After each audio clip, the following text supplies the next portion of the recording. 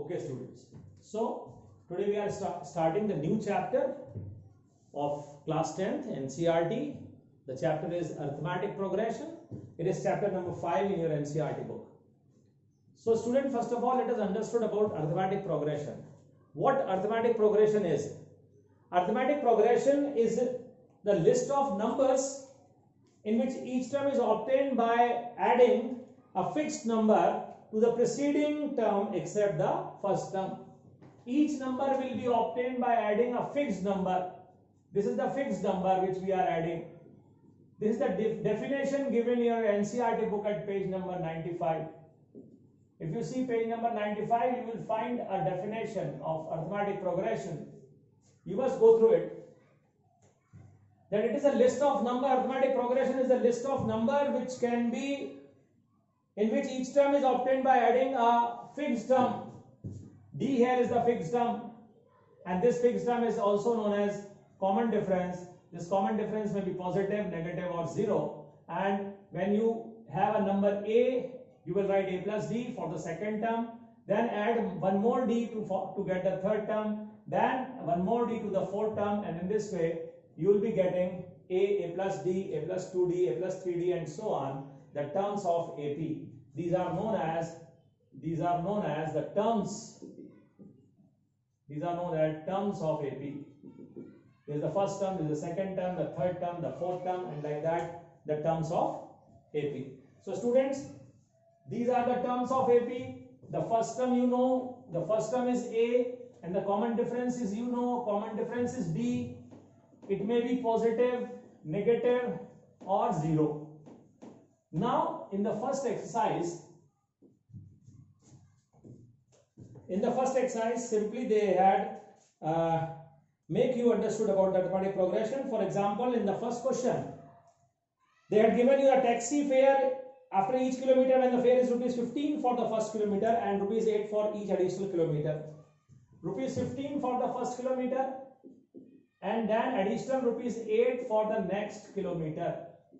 हर अगले किलोमीटर के लिए हम क्या करेंगे? 8 रुपए बढ़ाते जाएंगे. तो ये क्या हो गया? Yes, it is an AP. Okay, the same I had explained you when I had taken the first term as A and the common difference as D. The same concept here we are using. So yes, it is an AP. Then the amount of air present in the cylinder when a vacuum pump removes 1/4 of the air remaining in the cylinder at a time. Amount of air. If the amount air present is A, then when the vacuum pump is open, it removes 1/4 of the air which was present previously. पहले कितना air था इसमें? A था. जैसे vacuum pump आपने open करा वैसे ही कितनी कम हो गई? 1/4 ऑफ द A कम हो गई. तो कितना हुआ? 3A/4 हो गया. अब फिर आपने 3A/4 एयर अभी आपके पास बची है. आपने फिर वैक्यूम पंप ओपन किया, 1/4 ऑफ बची हुई एयर, जो एयर बची कितनी थी? 3A/4 बची थी ना, उसका 1/4 फिर निकल गया. तो कितना हो गया ये? 12A minus 3A/16, 9A/16.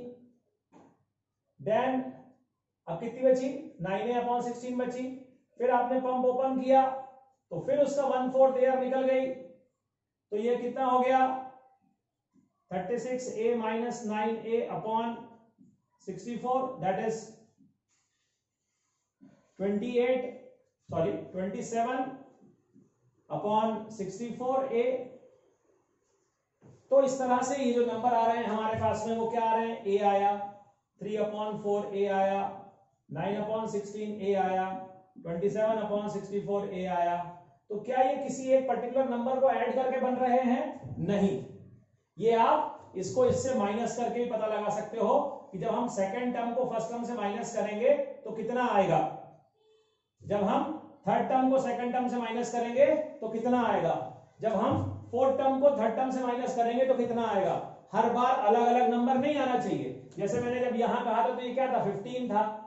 जब मैं इसको इससे माइनस करूंगा तो कितना आएगा? 8 आएगा. जब मैं इसको इससे माइनस करूंगा तो भी 8 आएगा. जब मैं इसको इससे माइनस करूंगा तो भी 8 आएगा। तो यहां तो एपी जब भी होगी तो जो कॉमन डिफरेंस होगा, जो डिफरेंस होगा वो कॉमन होगा। किसका डिफरेंस? कंसेक्यूटिव टर्म्स का डिफरेंस जो होगा वो क्या होगा? कॉमन होगा। तो यहां पर ऐसा नहीं है, आप माइनस करके देख लीजिएगा, आपको कभी भी ये एक जैसा नहीं मिलेगा। जैसे अगर आप 3/4a माइनस a करते हैं तो माइनस a/4 मिलेगा आपको।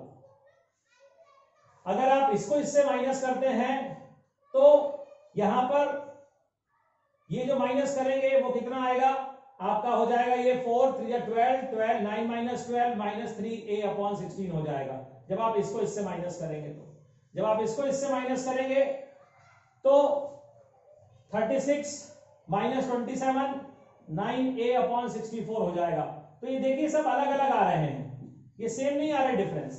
जब हमने सेकंड को फर्स्ट से माइनस किया तो -a/4 आया, थर्ड को सेकंड से किया माइनस तो -3a/16 आया, फोर्थ को थर्ड से माइनस करा तो -9a/64 आ गया। इसीलिए ये जो है वो एपी नहीं है। This is not an AP because the difference between the consecutive term is not common. This is not an AP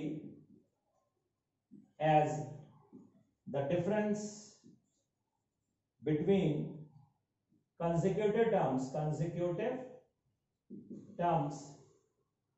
is not common। Common difference नहीं है, डिफरेंस कॉमन नहीं है। डिफरेंस अगर कॉमन होगा तभी एपी होगी, डिफरेंस अगर common नहीं होगा ये एपी नहीं होगी। ठीक है, उसके बाद आगे बढ़ते हैं। The cost of digging the well after every meter of digging when it costs 150 for the first meter rises by ₹50। पहले के लिए, पहले मीटर के लिए 150, फिर 150 में फिर 80 जुड़ जाएगा, नो सॉरी 150 में 50 जुड़ जाएगा, फिर और एक और मीटर आप खोदोगे तो और 50 रुपए देने पड़ेंगे, फिर आप एक और मीटर खोदोगे तो आपको और 50 रुपए देने पड़ेंगे, पिछले वाली जो अमाउंट था उससे 50 रुपए ज्यादा देने पड़ेंगे, और ऐसा चलेगा काम। तो आप देखो इसका इसका डिफरेंस कितना आ रहा है? 50 आ रहा है। इसका इसका डिफरेंस देख लो कितना आ रहा है? 50 आ रहा है। इसका इसका डिफरेंस देख लो कितना आ रहा है? 50 आ रहा है। तो डिफरेंस कॉमन है, yes it is an AP because the difference between the consecutive term is same. The difference between the consecutive term is same, that's why this is also an AP. Then fourth part, the amount of money in the account every year when 10,000 is deposited compound interest at 8% per annum। पहले साल 10,000 रहेगा, दूसरे साल कितना हो जाएगा? 10,000 into 1 plus कितना 10% है? 8% है। 1 प्लस 8/100 ये हो जाएगा पहले साल के एंड में या दूसरे साल के शुरू में? ये हो जाएगा सेकेंड ईयर के एंड में, ये हो जाएगा थर्ड ईयर के एंड में। अब आप खुद कैलकुलेट कर लीजिए इन वैल्यूज को, ये वैल्यूज कभी भी कॉमन डिफरेंस नहीं देंगी। तो इसीलिए हम ये कहेंगे, ये कितना हो जाएगा आपका, मैं बता ही देता हूं, 10,000 इंटू ये कितना आ रहा है देखो 10800 आ रहा है। फिर अपन इसको देखें 10,000 इंटू 108 इंटू 108 अपॉन 10,000 ही आ गया, तो सॉरी 3 0 नहीं आएंगे, तो 108 इंटू 108 देख लो, टाइम होता है वेस्ट इसमें।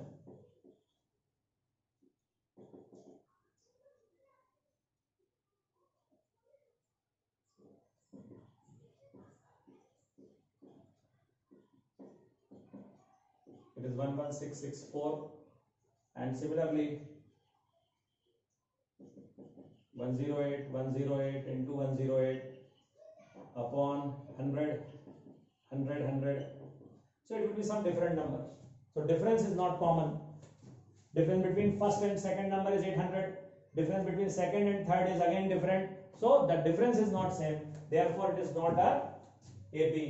That this is not an AP as difference between consecutive term, this difference between consecutive terms is not same. Okay, so this is not an AP, as the difference between the consecutive term is not same. So in this way we can find out that which is an AP and which is not an AP by these types of examples. Now in the next question, what we have to write, if you read out the question, what you will find? You will find that we have to write the first 4 terms of an AP when the first term is given and the common difference is given. So first 4 terms, how we will write first 4 terms? When the first term is known to you and the common difference is known to you, simply by adding that common difference to the first term, you will get the second term, and then to the second term again if you add that common difference, you will get the third term, and so on. By adding the common difference to the terms, you will get the terms one by one, as you have to write only 4 terms. So see, the first term is 10, the next term will be 10 plus 10, the next term will be 10 plus 10 plus 10, and the fourth term will be 10 plus 10 plus 10. So it will be 10, 20, 30 and 40. So these are the first 4 terms of that AP when we have the first term and the common difference. A is minus 2. A is minus 2 and D is 0. This is A. This is A plus D. A plus D plus D.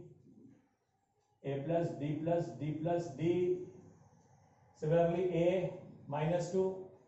A plus D. Minus 2 plus 0, again minus 2. Then A plus 2D. Minus 2. A plus 3D. Again minus 2. So these are the first 4 terms you will be getting when you have A minus 2 and the common difference 0. Similarly, when A is 4 and D is minus 3, what you will be getting? A minus 2, A plus D will be what? 4 plus, that is 1. A plus 2D will be what? 4 plus 2 into minus 3, minus 2. A plus 3D, 4 plus 3 into minus 2, minus 3, sorry, minus 5. So in this way, you will be getting the 4 terms of an AP. Similarly, you can solve for the next other questions also. For the following APs, write the first term and the common difference. If you have the AP minus 5, minus 1, 9, 7, then the first term is minus 5 and the common difference is, students, remember one thing, whenever you have to find out the common difference, always subtract the second term from the first term, or you can subtract the third term from the second term, or you can subtract third term minus fourth term minus third term, or third term minus second term, or second term minus first term. कुछ भी आप एक consecutive term को minus कर लेंगे. ध्यान रखिएगा, पहले आगे वाली टर्म को माइनस करना है छोटी वाली टर्म से. तो बड़ा टर्म मतलब कि फोर्थ नंबर का टर्म है तो फोर्थ नंबर का टर्म माइनस थर्ड नंबर का टर्म, ऐसे आपको डी मिलेगा हमेशा, है ना. कंसेक्यूटिव टर्म्स को माइनस करके मिलेगा, है ना. इसी प्रकार से आप निकाल लेंगे. क्वेश्चन नंबर 3 हो जाएगा. फिर let's move on to question number 4. which of the following APs, which of the following are APs? If they form an AP, find the common difference D and write 3 more terms. अच्छा, अगर वो AP है तो, है ना. जैसे 2, 4, 8, 16, 2, 4, 8, 16. अगर आप इसको इससे माइनस करते हो 2 आता है, अगर आप इसको इससे माइनस करते हो तो 4 आता है, इसको इससे माइनस करते हो तो 8 आता है. तो कहां है कॉमन डिफरेंस? तो difference is not common. Difference is not common between consecutive terms. Therefore, it is not an AP. इसीलिए क्या नहीं है? इसीलिए ये AP नहीं है. फिर क्या है?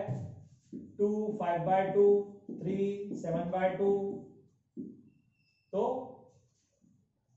5/2 minus 2 कितना हो गया? 1/2. 3 minus 5/2 अगर करें तो भी 1/2.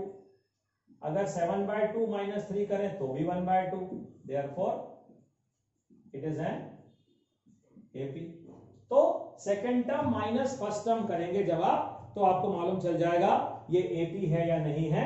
अगर सेम नंबर मिलेंगे तो एपी है, और अगर सेम नंबर नहीं मिलते हैं तो फिर वो एपी नहीं है। इसी प्रकार से आप करते चलेंगे, आगे जाएंगे, और आगे मैं आपको बता दूं एक सवाल आएगा आपके पास में, √2, √8, √18, √2, √8, √18, √32, वो पूछे क्या ये एपी है? तो बच्चों ध्यान से देखो, √8 2√2 होता है, √18 3√2 होता है, √32 4√2 होता है। क्यों होता है ऐसा? देखो 8 के अंदर क्या हो गया, 8 को जब अपन ने तोड़ा तो 2 की हो गई पेयरिंग, इसीलिए बन गया 2√2।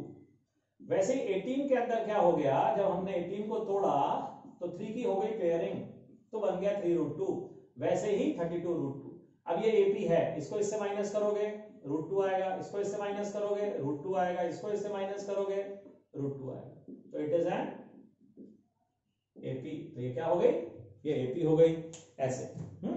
और देखो मैं बताऊं आपको, लेकिन √3, √6, √9, √12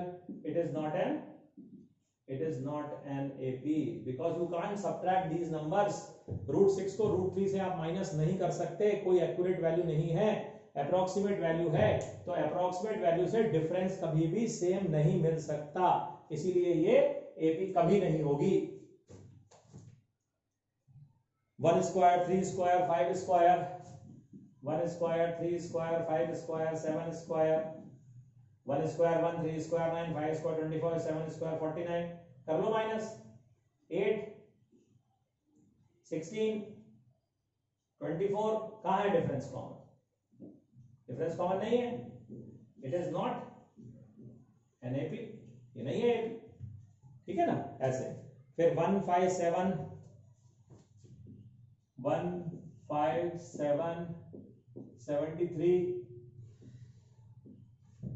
1 स्क्वायर 5 स्क्वायर 7 स्क्वायर 73,